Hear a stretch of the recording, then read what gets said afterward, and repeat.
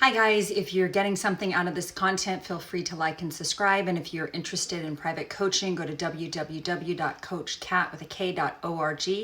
In this video, what I'm going to talk about is some tips to help you if you are about to divorce a narcissist, or if you need to divorce somebody with a cluster B personality disorder, borderline, narcissist, psychopath, sociopath. The first thing you can do is write down an emergency plan. Create an emergency plan. Write down, document anytime there was physical abuse, verbal abuse, or abuse of the children. Also psychological and emotional abuse. It's very hard to document. There's a lot of plausible deniability with that, but write it down. Write down the dates, the incidents, what took place.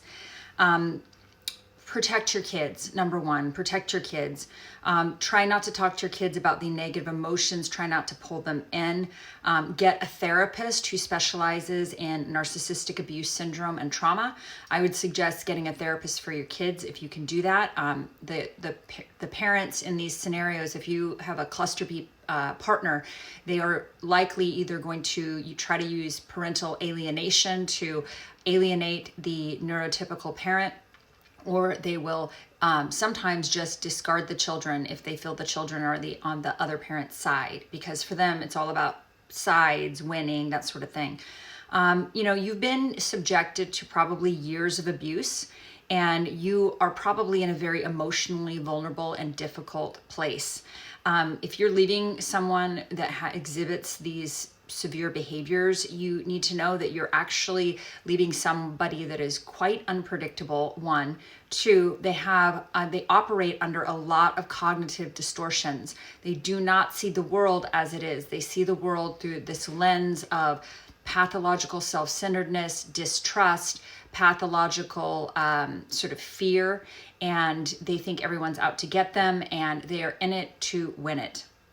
The better that you can learn how to predict these behaviors, the better off you'll be. There's a book by Bill Eddy called Splitting, and he talks about the predictable patterns when you're divorcing a cluster B, because believe it or not, these people are actually quite predictable in how they're going to react because of their cognitive distortions. And it's unfortunate, but the family court system is actually quite set up to be rather adversarial.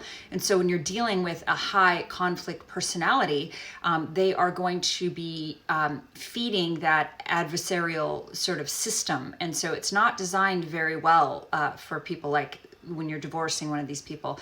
And keep in mind that people that have this disorder, they operate in this thing called splitting, where they can only see you as all good or all bad. They're black and white thinkers. They do not understand the nuances or shades of gray. They may have accused you of being a black and white thinker in the course of the marriage, but that's because they have a personality disorder and they project all of their negative emotions onto other people. You may be like, that's weird that they accuse me of that. Everyone who knows me, hundreds of people who know me really, really, really well, know that I'm actually really good in the shades of gray. Like I see people as human. I understand their foibles. I'm okay with their, them being less than perfect. It's okay for me to be less than perfect. I'm very open and honest about my vulnerabilities and imperfections, and I don't expect other people to be perfect. But, that's different than the way narcissists think. So they may have accused you of things like that. And if you're always like, that's weird that they would say that, of all the things they could accuse me of, that's a weird one because it just doesn't fit, right? But that is projection. So they don't see anything as gray, which is a big reason why they cannot repair relationships. You're either all evil or you're all good. They either have you on the pedestal, and remember, they have that 3-part of their relationship. They idealize their partners, they devalue their partners, and then eventually they always discard. Idealization, devaluation, discard. This is their relationship pattern throughout their whole lives. Sometimes if they're covert, then it can be a longer time, and you can be like if you're their partner, you can be like a little froggy being boiled in water, but they always do this. Idealize, devalue, discard. Sometimes they can do that over and over again in the actual context of the relationship. But be real careful when somebody is putting you up on a pedestal. That's a red flag for me now. And for them, remember, especially if they, for narcissists and BPDs, like they have attachment trauma, right? This is from childhood. They have an attachment wound. So the fear of abandonment for them is intense, right? If BPDs have extreme anxiety and fear around abandonment, and narcissists have a little bit of a different thing. They don't like to be abandoned either, but their ideology around it is like, how dare you leave me? I am so perfect. I am so omnipotent. How dare you have the audacity to leave me, right? So, but either way, it's going to trigger their abandonment wound. And you're going to see the worst of them come out when this separation anxiety starts to hit them. Sometimes there can be domestic violence, there can be stalking, hiding money, hurting the children. Sometimes they'll even kidnap children. They'll do a smear campaign. They may use the family court system to humiliate and control you. They may make false allegations, verbally, psychologically, emotionally, physically abusing you. These are all things that they could do. So make an emergency plan. And what you can do, one thing you can do is you can start a separate bank account that they don't know about and put money into it. Now, here's the thing.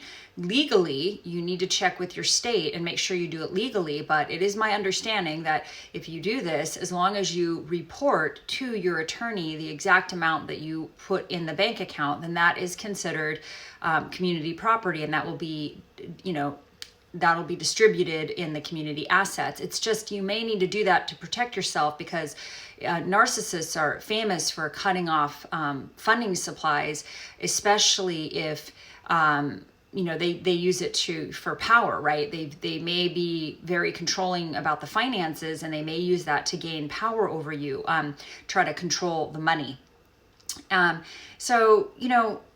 These are just some things you can do. Set aside an emergency plan, pack an emergency bag, have some friends and family or a hotel you can stay in, but community support, and keep it on the down low. Do not tell them of what your plan is. Don't tell the narcissist or the BPD what your plan is, or the sociopath.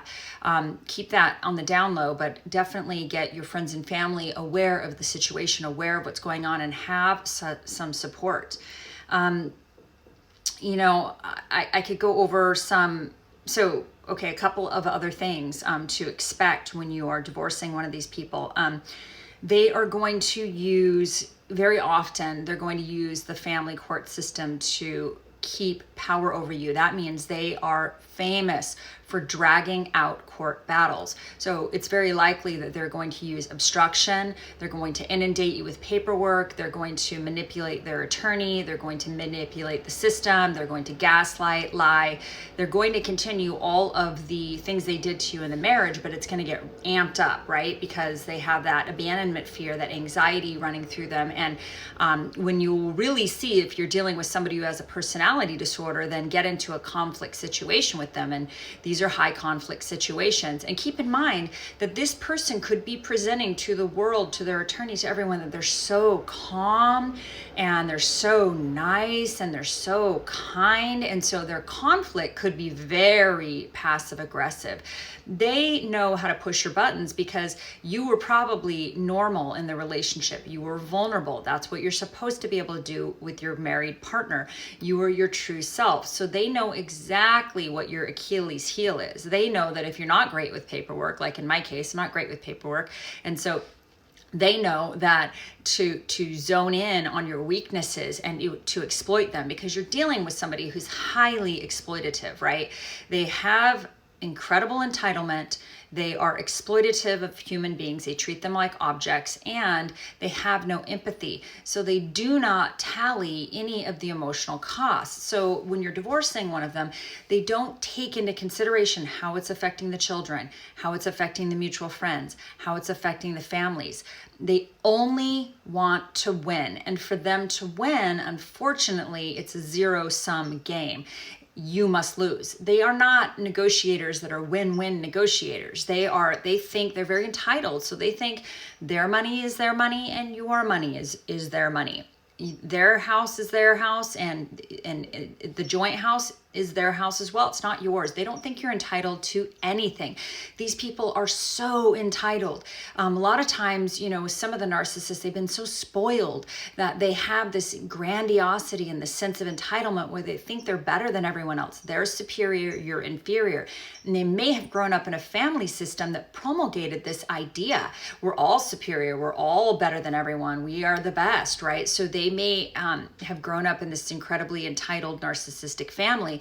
And if there's money involved, then their family's narcissistic, then you better believe that they're going to be cutthroat. There's nothing going to be fair. There's not about taking care of people that you've spent a decade with or loving. It's nothing about that. It's all about this ruthlessness. They have a scorched earth policy. They do not care who gets hurt. They don't care if the children get hurt. They don't care if the spouse gets hurt. They don't care if the affair partner gets hurt, the affair partner's children. They don't care if they break up families. They just don't have any remorse or empathy around their destruction of human beings. So unfortunately, you have to go into it with that sort of mindset that they're going to be ruthless, and your job is not to be aggressive and not to be overly passive. I had to learn the hard way because I was overly passive. But what you have to learn is to be assertive. And what you really need to do is get an attorney that understands narcissistic abuse, that understands the nuances of these people and their cognitive distortions. Attorney that understands the psychology, that they're not dealing with a neurotypical human being that has empathy, that doesn't want to exploit others, that wants a painless process, that wants it to go quickly. Most people want a divorce over quickly. Not so especially with narcissists. They don't want it over quickly because you have to know that they are gaining narcissistic supply while they're engaged in the court battle with you. They're getting narcissistic supply. Their motivation is power, right? And control. And if they're still having power and control over you, then they're getting this incredible surge of narcissistic supply. They're also often using this scenario to create triangulation. If there's an affair partner, they're using that to make themselves look like the victim. You're the crazy bad person, and this affair partner might really be feeling a lot of pity for this poor narcissist who's just being victimized by this evil ex-partner, right? So they're spinning the narrative and they're using triangulation. And of course, if you're a normal human being, you're reacting probably, especially if you don't know that you're dealing with a cluster B, if you haven't educated yourself, if you're still in a state of trauma, you are going to be reacting because they know exactly how to push your buttons. So you may react instead of responding. And I'm going to go about this in a different video, but it's really important that you really use the gray rock method when you're dealing with divorcing them. Keep things brief, informative, very simple. Do not tell them anything about your personal life, and just be polite and keep it very, very direct and polite. Do not ignore do not give credence to any of the crazy emails they send you or text messages. Keep documents of all of those things, but just keep in mind that they are getting off on creating a reaction. It is just absolutely delicious for them. And you're in a state of horrible trauma. You've been hurt. You probably found out that they were having an affair, or they had a double life, or they were fraudulent, or whatever you found out. You're probably in a horrible state of shock. So I acknowledge that. Definitely get a therapist, and maybe try to get a divorce coach that specializes with narcissistic divorces. I actually have a couple of recommendations if you need one, because I think it's key that you get proper legal counsel when you are trying to get out of these situations. You are not going to be equipped probably to fight this battle on your own. You really need somebody who understands what they're dealing with. And an attorney needs to have very hard boundaries, very clear, hard boundaries and timelines, because the narcissist is going to manipulate, or the Cluster B is going to manipulate the system as best as they can.